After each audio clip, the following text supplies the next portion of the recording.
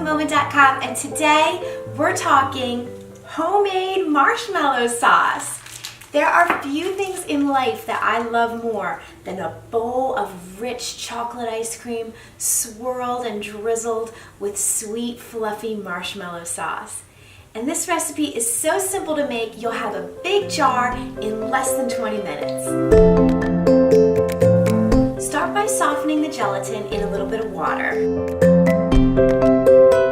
While that's going, get your water, sugar, corn syrup, and a pinch of salt into a pot and on the stove until it's bubbling. You're watching for it to hit soft ball stage, which is 240 degrees Fahrenheit. Once it's there, just pour it into the softened gelatin and start whipping. Add vanilla extract for that unmistakable marshmallow flavor. You'll see it get glossy, thick, and white. And it will get even thicker as it cools. Pour it into a jar and keep it in the fridge.